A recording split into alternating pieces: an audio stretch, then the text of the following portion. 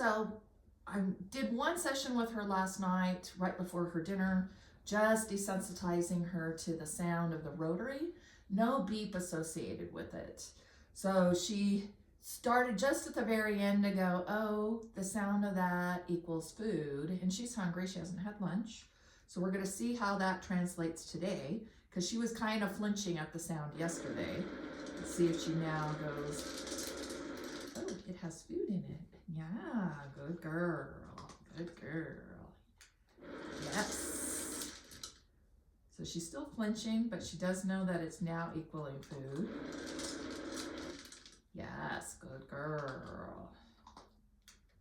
Yes. Good.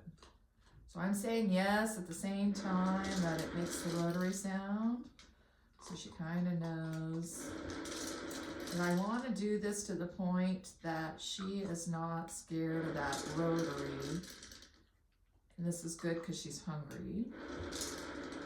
I want her to be able to eat out of it at the same time. Good girl. As it's giving its sound and she's no longer flinching back. Good girl. So she's still going, but she's coming right back into it. She's not hesitant. She's starting to associate the rotary means that sound, that food is coming. Good girl. Good girl.